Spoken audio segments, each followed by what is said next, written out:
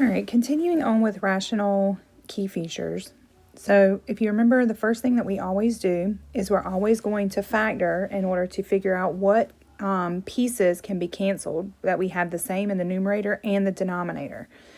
So we're going to look at the numerator. So the numerator, I definitely see that I have a GCF. So I have a GCF of 4x. And so that's going to leave me x plus 2 in the top. Then in the bottom, I have a trinomial. And in that trinomial, I'm going to want to do slide divide, but I do have an a value of 1. So all we're going to need to do is the typical what multiplies to get 8, but adds to give me 6. So if I have 8, that's going to be 2 and 4. So when we put that together, we have x plus 2, and then we have x plus 4. Now, once we have factored this, remember, once we have the same pieces in the numerator and the denominator, whatever we can cancel is considered a whole. So that is the removable piece out of this. So when I'm looking at the numerator, I have x plus 2 and x plus 2. Okay, so with that being said, that means that we're going to take that x plus 2 and we're going to set that equal to 0. And we're going to say that we have a whole that is located at x equals negative 2. Now, in your activities or any other thing that you do in practice, it may ask you to identify the entire point. So remember, to find the entire point, that means that we need to find the y value of where it's undefined. So to find the y value, we're going to take that 2 and we're going to substitute that into the factored form. So if you remember over here, when we talked about this, I said to find the y coordinate, substitute x into the simplified rational form. So we're going to take that x, which is negative 2, and we're going to substitute. So we have y equals, and we're going to put 4, and then we're going to substitute in negative 2. And then we're going to divide that, and we're going to say negative 2 plus 4. Okay, so that's going to give me negative 8 divided by 2, which is going to give me negative 4. So my whole is going to be located at negative 2, negative 4. So just depending on the format and what they ask for is going to depend on how you're going to format that. Now, the next thing that we're going to look at is we're going to look at what's left over in the denominator. So what's left over in the denominator is going to be my vertical asymptote. So after we take the wholes out, anything that's left over in the denominator is going to be that invisible vertical fence that we're going to focus on. So my vertical asymptote is going to be at x plus 4. So we're going to take that x plus 4. We're going to set that equals 0. So we now know that we have a vertical asymptote at negative 4. All right, so in Desmos, we have 4x squared plus 8x, and then in the bottom, we have x squared plus 6x plus 8. So remember, we had a whole that was located at negative 2. So if I kind of move my cursor until I get to negative 2, I should see that it's undefined right there because there is a whole. If I can get it to... all right, so I'm having a hard time keeping it there, but there it is. So it's undefined, but we did say that that hole was located at negative 2, negative 4. So again, that hole is at that location. So you can label it, that's going to be the hole. Okay, so then we have our vertical asymptote. We said the vertical asymptote was at x equals negative 4. And you can clearly see that vertical asymptote is at negative 4. Okay. So our next key feature is going to be what's left over in the numerator. So what's left over in the numerator is going to be my x-intercept. So any x's, any factors that are left over in the numerator, that is what we're going to use as our x-intercepts, our solutions, whatever you want to call that. So in our numerator, we have 4x left over. All right, so if I have 4x, we're just going to set that equal to 0. So obviously if I divide that by 4, we still have x equals 0. Now, if I come over here, I can see that I do have an x-intercept at 0. All right, so then the last few things that we have the horizontal asymptote and the y-intercept. So remember, the y-intercept is where we divide the constant in the numerator divided by the constant in the denominator. And you can do this from the regular form or the simplified form. So the constant in the numerator, technically we don't have one, it's plus 0. And then the constant in the denominator is 4. So if we have 0 divided by 4, that's still going to be 0. So my y-intercept is located at 0, 0, which in fact it is located at 0, 0. All right, and then the horizontal asymptote is when we talk about the degrees. Now remember, the degree is the largest exponent, so we take, is it greater than, less than, or equal to? If it's greater than, the numerator is greater than the denominator, there is not. There is no horizontal asymptote. If it's less than, it's automatically at y equals 0. If it's equal to, then we take the leading coefficients. So for this particular problem, you can, again, look at the original, or you can look at the simplified version. It doesn't matter, but I have 2 and 2. So they're equal to each other. So since my numerator is equal to my denominator, that means I divide my leading coefficients. So my leading coefficient in the numerator is 4. My leading coefficient in the denominator is 1.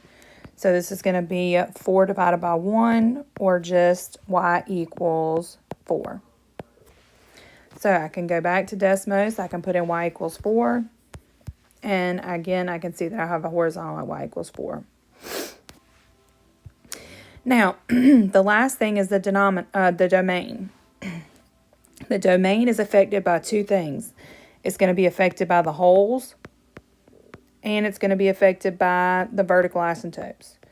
So we had the x could not equal, the hole was at -2 and at -4. So if you think about your horizontal line, we have -4, can't be equal there. We got -2, can't be equal there. Everything else below -4, between -4 and to -2, and above -2 is part of the domain. So we're going to say -infinity to -4, union -4 to -2, and then union again -2 to infinity. All right, so same scenario. We're going to look for those same key features. We're going to look for the key features in the same scenarios, but before we can do that, we've got to factor. So first thing I'm going to look for is a GCF, which I do see a GCF of 4 in the numerator. So the numerator is going to be x squared minus 4x plus 4. And by pulling that 4 out, I still have a trinomial, but I have a pretty basic trinomial that I can factor. So I'm looking for the values that multiply to give me +4, but then add to give me -4. So with that being said, I'm going to be looking at -2 and -2. So this is going to be 4 times x minus 2 times x minus 2. Now, in the denominator for this one, I do have a GCF. I can take out 3, and that's going to leave me x squared minus 9. Now, once I do that, I should also be able to see that I have the difference of squares here. So with the difference of squares, that means that I'm going to have 3 still left, but then this is going to be x plus 3, and then x minus 3. All right, so in this, I actually have nothing that I can cancel. So for this particular example, I have no holes in my problem. All right, so since I have no holes, that means that anything left in the denominator is going to be my vertical asymptote. So this 3 right here by itself, that doesn't have an x, so that's not included. But the factors are going to be anything with x's. So I have an x plus 3, and then I have an x minus 3. So I'm going to have 2 vertical asymptotes this time. So I have x plus 3 equals 0. So therefore I have a vertical asymptote at negative 3. And I have x minus 3 equals 0. So that means I'm going to have a vertical asymptote at 3. Okay. Now, what's left over, again, so one of the things was the x-intercepts. So what's left over in the in the numerator are going to be my x-intercepts or my solutions. This 4 right here is not included because it doesn't have an x. So we have x plus 2, or excuse me, x minus 2 and x minus 2. So they're both the same thing. So we don't necessarily need to write that twice. So we know we have an x-intercept at positive 2. It just has multiplicity because it's the same thing. So I'm going to go ahead and put this in Desmos. So I have y equals, and then we have 4x squared minus 16x plus 16. And then we had 3x squared minus 27. All right, so again, we didn't have any holes, but we did say that we had a vertical asymptote at negative 3 and at positive 3. And we can clearly see that we have those. So if you see, yes, it looks very close, but I mean, it's there. Then we had an x-intercept at 2. You can see that it does bounce. Like remember we said with multiplicity, it kisses that x-axis. So it is that even multiplicity. So it has 2 at the same thing. So the next thing that we're going to be looking at is going to be our y-intercepts. So our y-intercepts, again, you can go off the original if you want to multiply everything back out. I personally would just look at the original, and it's going to be negative 16 and negative 27 are our constants. So we have 16 and negative 27. So technically those are not divisible. We can't simplify that any further. So we're going to leave it as negative 16 over 27. Okay. So my y-intercept is at, so we can see that decimal of 0.5925, so forth. That does match where it crosses. Okay. And then we have our horizontal. So remember, our horizontal is where we look at our degrees. So we have a degree of 2 and 2. So that means that they are equal. And since they're equal, we're going to take the leading coefficients. So my leading coefficient is 4 over 3. So we do have a horizontal asymptote at 4 over 3. All right, so why do we have a horizontal here, but even though it crosses? Well, you can see that the horizontal is approaching from the top on this piece, but it's also, this one is approaching from the bottom. So it's still a horizontal asymptote, it's just that it's approaching from different directions on both pieces.